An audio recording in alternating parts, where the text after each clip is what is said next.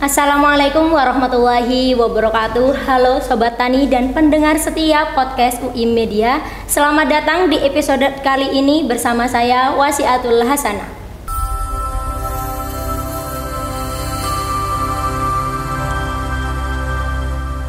Hari ini kita akan membahas salah satu isu penting dalam dunia pertanian, yakni praktik pembakaran jerami oleh para petani.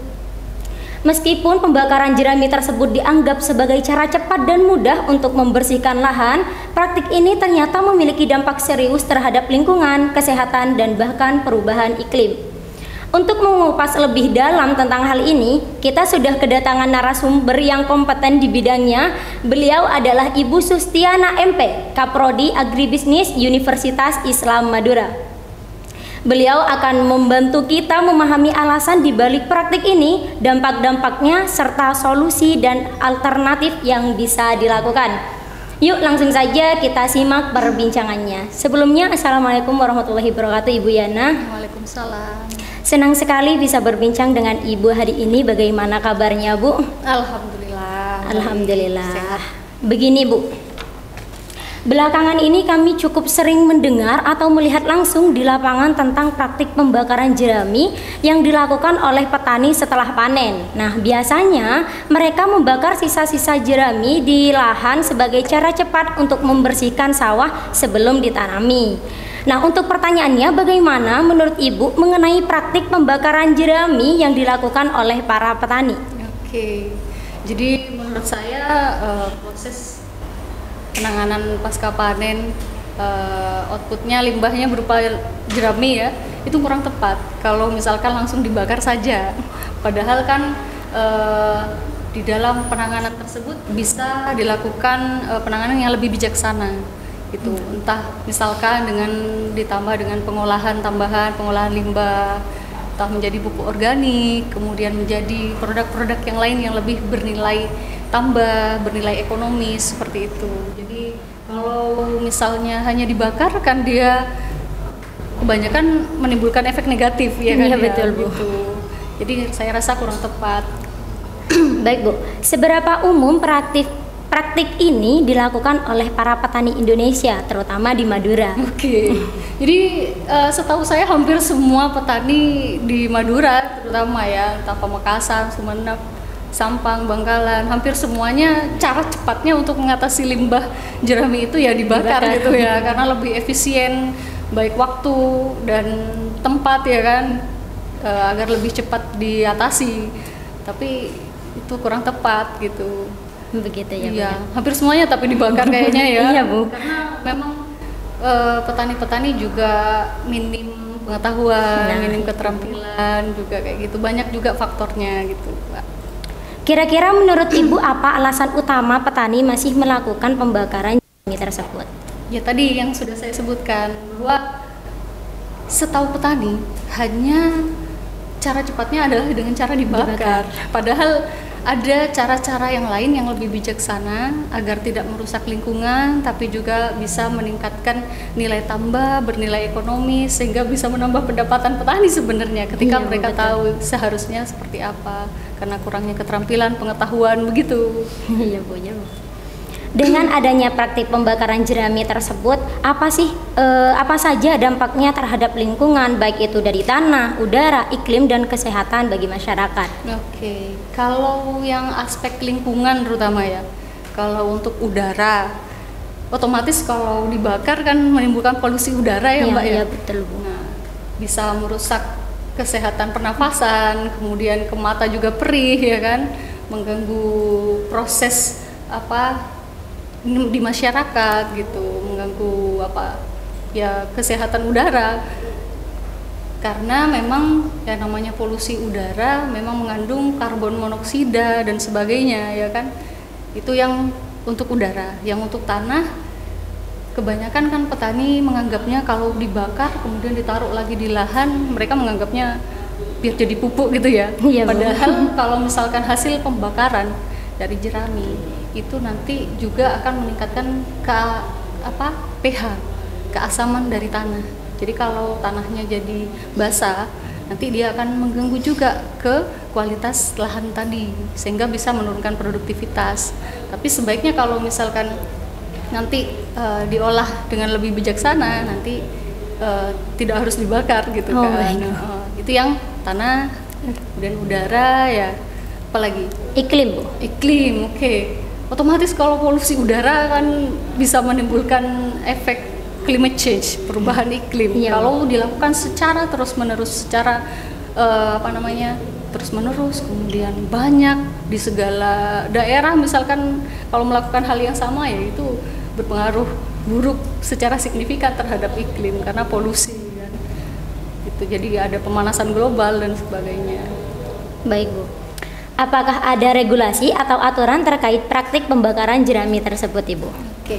Setahu saya kalau regulasi dari pemerintah itu belum ada yang khusus untuk jerami, hanya berupa himbauan-himbauan saja agar jeraminya tidak dibakar. Terutama pemerintah daerah juga tidak ada regulasi khusus terkait pembakaran jerami, hanya himbauan untuk agar tidak membakar jerami itu. Baik, Ibu. Mungkin Ibu boleh berikan solusi alternatif pembakaran jerami yang lebih ramah untuk lingkungan. Oke, ada banyak sebenarnya. Kalau penanganan jerami agar lebih baik untuk lingkungan, misalnya yang pertama kita bisa jadikan sebagai pupuk organik, Mbak. Karena kan itu memang output dari bahan-bahan organik dari hasil panen padi ya. Itu bisa diolah jadi pupuk, difermentasi, kemudian jadi pupuk organik. Yang kedua sebagai pakan ternak sapi. Kan kita tahu bahwa di Madura ini kan kebanyakan lahannya lahan kering ya. Ketika musim kemarau tiba kita bingung cari rumput ya, padahal itu bisa dijadikan stok untuk pakan ternak ketika musim kemarau tiba agar tidak bingung lagi gitu.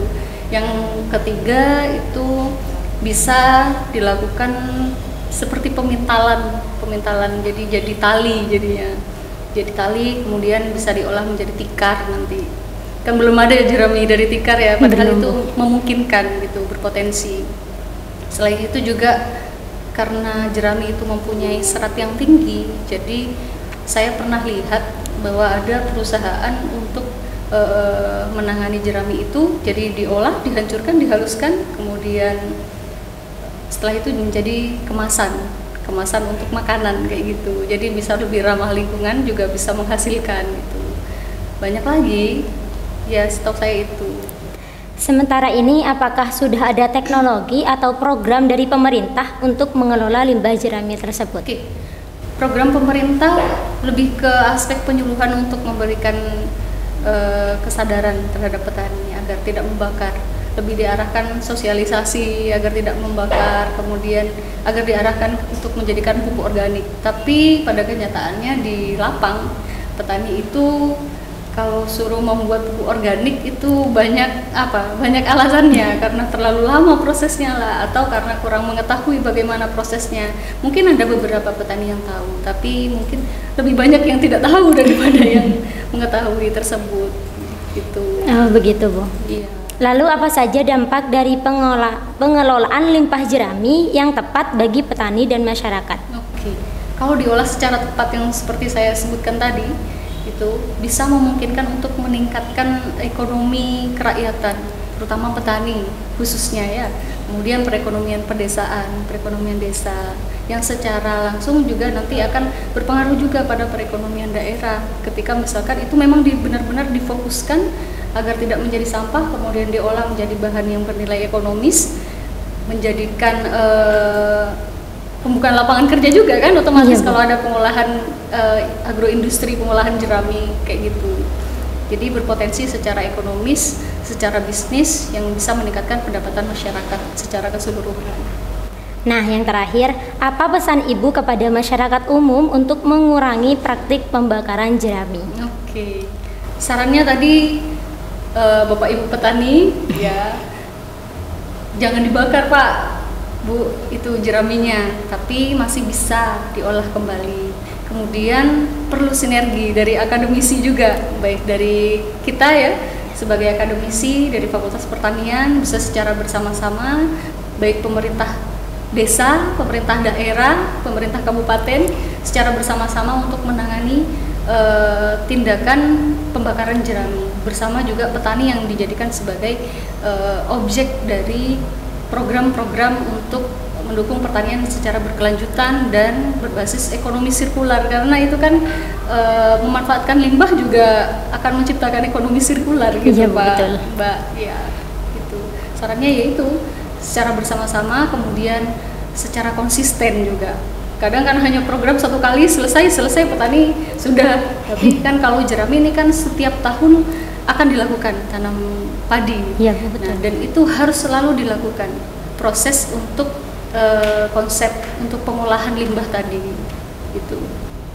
Wah, terima kasih banyak untuk penjelasan yang sangat informatif dari Ibu Yana. Oke, sama-sama.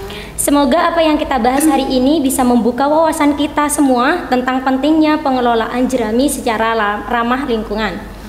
Pemirsa, kita semua punya peran untuk menjaga bumi, termasuk dengan cara-cara sederhana seperti tidak membakar jerami.